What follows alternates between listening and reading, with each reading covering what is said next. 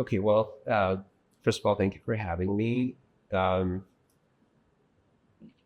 so my course essay that you are referring to it was published in the year 2016, uh, when after Donald Trump had declared his candidacy in the United States, but before he had won. And what that essay was referring to was a trend that I perceived at the time of a erosion in faith in democracy and of a growing preference for authoritarianism. So the framework was the rising tide of global authoritarianism. And I pointed out that there were several places around the world where we could see similar kinds of things happening. And then after I pointed out those similarities, meaning the rise of authoritarian strongmen, I sought to provide a framework for why that was happening. And my framework was that from 2016, over previous 20 to 30 years, we saw a series of processes which cumulatively I called the globalization of crises, the globalization of conflict, and the globalization of the economy. And in a nutshell, those differing forces were what was driving problems or the erosion of faith in democracy. So just sorry to encapsulate this, but to answer your question, I feel this is helpful. And basically the argument was, take with the globalization of the economy, for a variety of reasons over a period of time, the corporatist forces existed and outside of the realms of even the most powerful of governments to regulate them. Global financial structures were beyond their point. We don't need to look very far to show that that's true. The global financial crisis, for example, is one, but there are many, many, many instances where we can see what happens when these entities exist in these international spaces, but no one government can kind of regulate them effectively. The globalization of conflict at the time had to do with the global war on terror, or the long war, or the long war. As an example, the globalization of crises at the time had to do with things like Zika and Ebola. Climate change still exists. Obviously, the pandemic proved that point as well. In each of these instances, problems existed at an international scale, global scale, and they therefore were beyond the ability of any one government to respond. Now, you add to that democracies, by their nature, tend to be slow, deliberative. They're not meant to be kind of emergent, except under the most exceptional circumstances. And because these were slow-moving things, it didn't seem emergent. So democracies were, in that sense, there's an explanation for why they seemed in effect. People wanted faster answers. They weren't getting them. And strongmen promised faster answers, so they turned to them as a response. So that was the framework 2016. We've come quite a long way since then. In the 8 years since that's occurred, as you indicated in your question, we have seen further erosion in faith in democracy. On the other hand, we also have seen some changes just in the last year, with the Indian election, a change in Bangladesh just in the South Asian region, Sri Lankan protests throughout the government. There's elections ongoing there, and the people have registered their voice in Pakistan. That hasn't been heard necessarily, but we know what the people's voice is at least, and so it might be a signal that the old way of doing business over there is also on its way out. We also have seen pushback against the far right in France, for example, in the UK, for example, and the US is in the middle of an election right now. What does that mean for where we are? I would say that the explanation that I provided for why authoritarianism got its start, that is, people's people were looking for answers. They were feeling insecure. They needed a sense of surety and security. That provided an explanation in 2016. I think while some elements of that may still be at play, I think in addition, obviously the forces of authoritarianism are based on fear and paranoia, and they have played up on the worst historical kinds of forces we know: racism, xenophobia, jingoism, bigotry, discrimination, and they have deployed all of these things in each locality to the detriment of some scapegoat community or another, and done so really effectively. So to the extent that they continue to gain ground, it is now primarily driven by push for resentment politics. That's a phrase that my colleague Pratap Bandhaveta has used with reference to South Asia. So the heart of your question has to do with how do you respond to this authoritarian trend? And I think there's a scholar named Ruth Ben-Hayat, and she's written about this, talked about it in her work on authoritarianism. And I also think that we're witnessing it now as well in the United States. So I had written an essay, a follow-up essay to the 2016 Quartz essay. I called it The Age of Authoritarianism and the End of the World as We Know It, for the magazine Seminar in India. And in that, at the very end, I offered, I gave the analogy of our authoritarian moment as a stage of grief. People go through grief, it can feel overwhelming, it feels like you can't escape it, and in some cases you can. But for most people, you go through stages of grief. And at some point, even though it feels like it will never end, at some point, something happens and you come out of it. And what is that thing that happens? What's that magic thing? And it can be almost anything. Sometimes you just sort of, you see a funny sign, or you see a flower, or you watch a movie, or you read a book, or you start to have a faith in the future again, as opposed to kind of being stuck in the past. And it's kind of a hopefulness is what I was talking about there. And that hopefulness, another way of framing that is, this is what Ruth Ben-Hayat is talking about, and what we're seeing in the United States, is a politics of joy. The authoritarians and the people further, people who are committed to tyranny, thrive off of fear, anger, hatred. That's the driving basis for that kind of a politics. I think it's fair to make that kind of a generalization. In the broad sense, obviously there are nuances, and in each case it may play out a little bit different. But broadly speaking, these fit the profile of authoritarians. How do you counter fear? How do you counter anger? How do you counter hate? And more anger only makes them stronger. And that's what we've seen until now.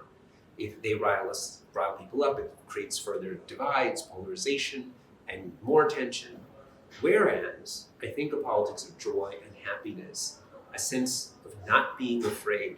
And it's very funny because when I talk about it this way, or we're reading about it, it's like, isn't this the basis of every major fairy tale and morality tale and fantasy genre thing we've ever seen, right? That the power of love and the power of joy and the power of happiness and the power of dance is going to overcome this stuff. But you know what?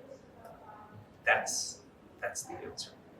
The reason those parables, I think, hold meaning and value for people in their lives in general, why they're so popular, is because they kind of speak to what is in fact a universal truth. And the politicians who figured that out, and I think that authoritarians, it's not like they can copy a politics of joy. They cannot. It's impossible, because a politics of joy by definition has to have a universalizing element, cannot be about fear and resentment. It has to bring back people, and it has to even give pathways to folks who've bought in to that other system and give them a way out. and to let them know it's okay. Mistakes were made. We have to come to terms with that, but right now it's okay, and you can move forward. And there's something extremely powerful about that: the power of forgiveness, the power of acceptance, and the power of happiness. And so I do think that the way forward has to do it. Yes, there's tons of questions about policy, and we still have all these globalization issues to deal with. But first, we have to defeat the forces of authoritarianism, and this is the way to do that.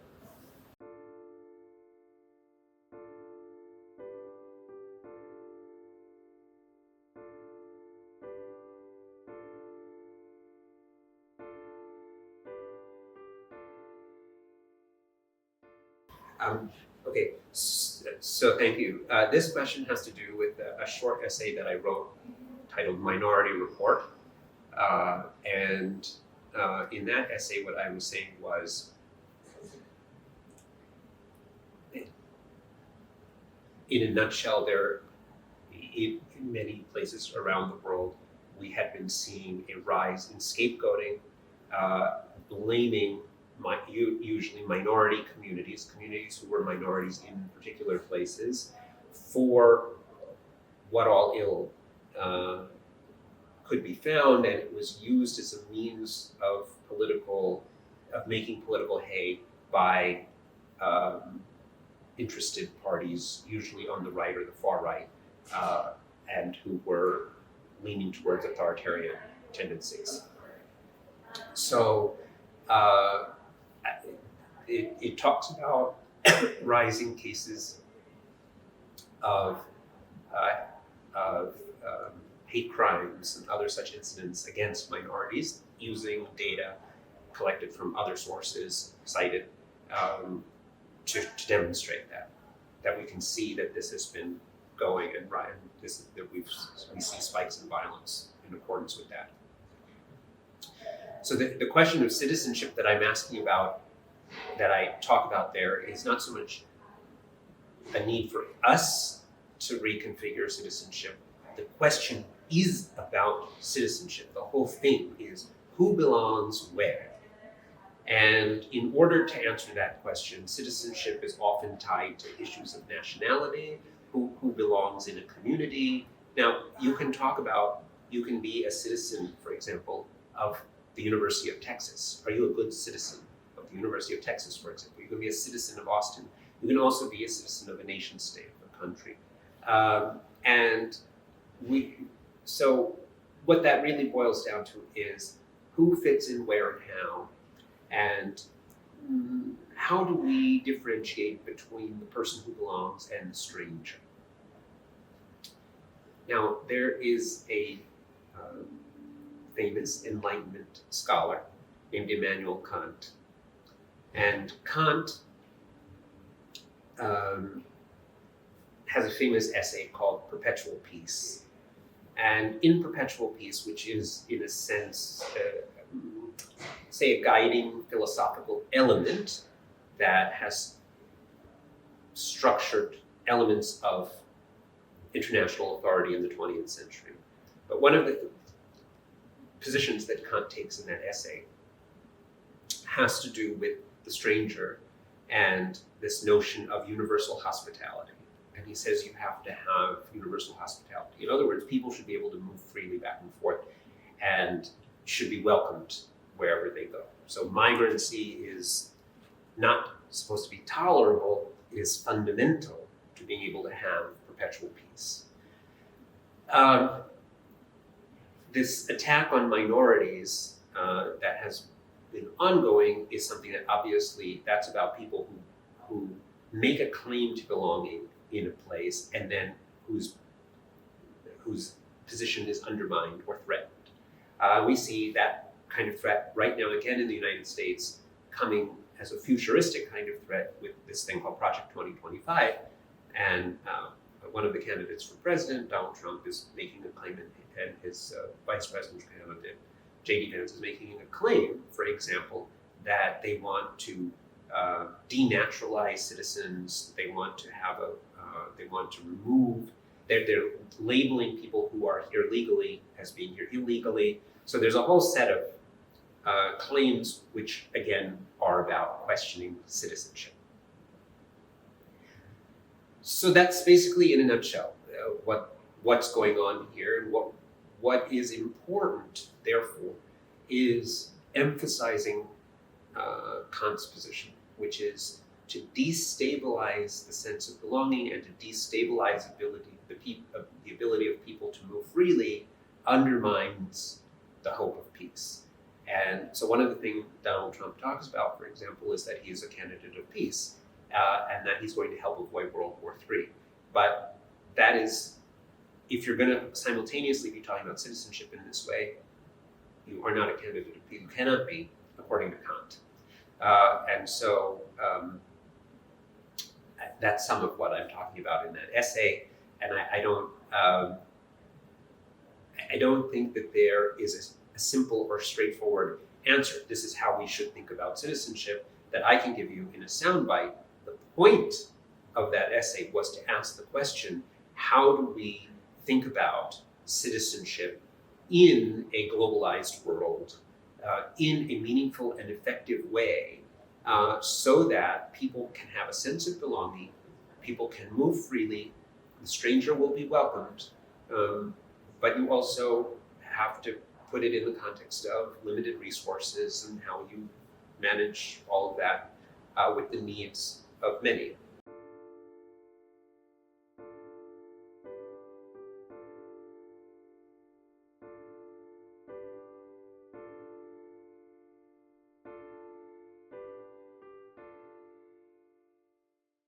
It's a good question. So let's start with a couple of things, which is India's position at the time that I'm talking about in this book did have some unique qualities. One has to do with the fact of its size and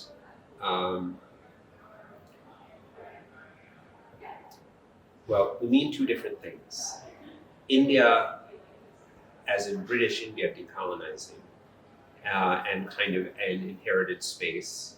Now, the name gets translated to the new nation state in 1947, and some of the people who were involved in British India then continued to be involved in the same way in India, in post-colonial India.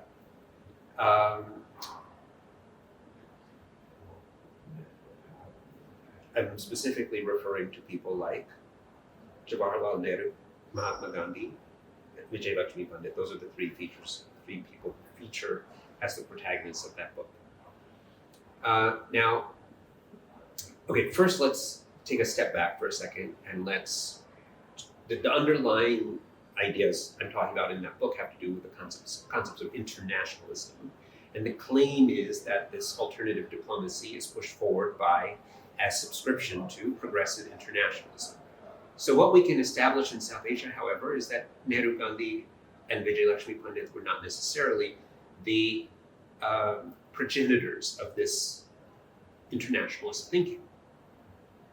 They contributed to it, but so did Rabindranath Tagore, so did Mohammad Iqbal, so did Sarojini Naidu, and so many others, in a variety of ways, famous tracks, less well known, and so on, but they were talking about it, and they've been talking about it since the turn of the 20th century. That's quite a long history. In which case, then obviously you can also draw such trajectories into Pakistan and Bangladesh and other parts of South Asia, and similarly, possibly in other parts of the global South as well. Internationalism, by definition, means that different people are going to be contributing to it, in their own ways. If India was unique, talking about this global thing, it would fall flat on its face if it was the only voice. That it had to resonate with local kinds of things. That also there were people who were advocating different kinds of things. Now, having said that, there are differences. One of the differences, for example, is that Pakistan isn't able to push forward in the same way because of what happens to Liaquat Ali Khan and Jinnah Dais, and Pakistan is not able to continue as a constitutional democracy, whereas India does continue in that way, and Nehru in contrast, and Nehru, in contrast, is one of the few people in the decolonizing world who holds on to the same position, democratically elected and re-elected over time for such a long duration. And that gives, and that kind of shields and protects a democratic idea of India that gives it a certain kind of cachet, held onto by the halo, the transcendent halo of Mahatma Gandhi, that kind of gives it something. And Nehru's stature in the world is also unparalleled, unique in that sense. There are obviously other leaders of the global South. Tito, Nasser, Kwame Nkrumah, many others, who I mentioned in the book, and they all contribute in a variety of ways. So what I would say is, the answer is, yes, all of these different places, including Pakistan and Bangladesh, are contributing in their own unique ways. So in that sense, there's a universal quality to this, and India is not alone. On the other hand, India is unique, but so is Pakistan, so is Bangladesh, so is Egypt, because they have their own specific histories, and the nature of their contribution, by definition, is going to be a little bit different than what India is doing.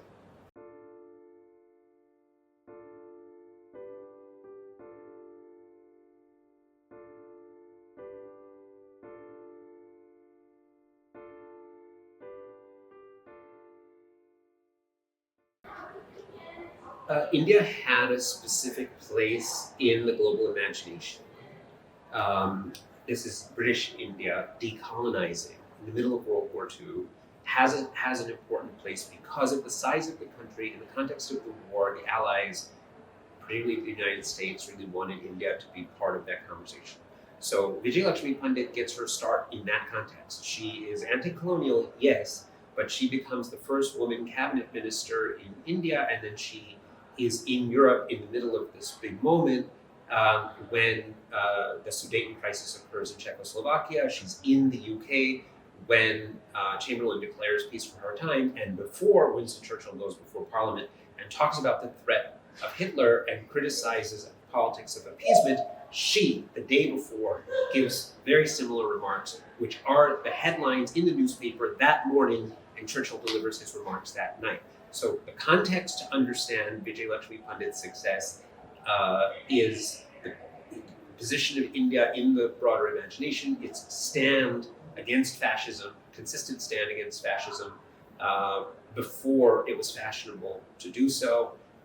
She and her brother warned about it consistently and maintained that position throughout. So the global context is what I would say is one of the explanations. But you don't want to take away from her and her own agency. You can't pluck her out, put someone else in, and say, it doesn't matter who's there, the context is the explanation. And we know that isn't true. And how do we know that isn't true? Because she has another sister. She has a sister. The sister is Krishna, we know as Krishnahati Singh. And Krishnahati Singh was not able to translate any of this into something. Why not? Because she wasn't Vijayalakshmi Pandit. Vijayalakshmi Pandit had a whole series of unique qualities which made her who she was and who was able to do those things. There were obviously many talented women from India, and forget the Nehru family.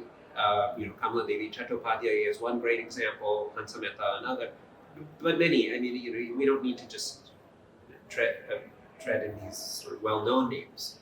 There are a lot of lesser-known names of people who were doing things very capable. Many of them traveled, and some of these prominent ones also traveled.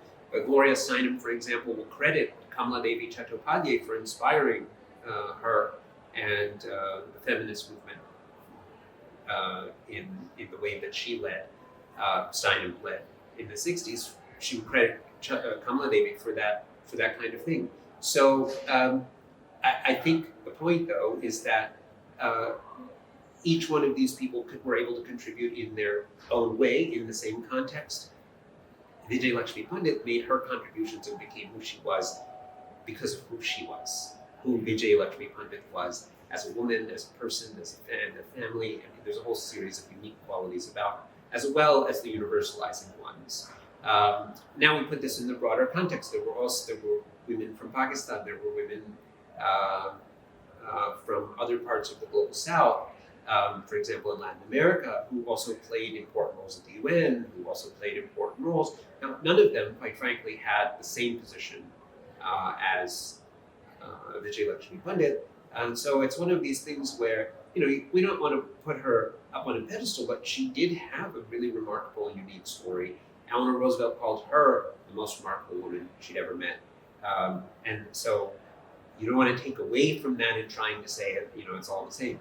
I think we want to look at universalizing aspects and understand that many people are able to make different kinds of contributions and value all of those different kinds of contributions while still accepting that it is possible and important, in fact, to recognize the singular kinds of contributions that some people do make and are able to achieve on their own kind of on the unique histories that they bring.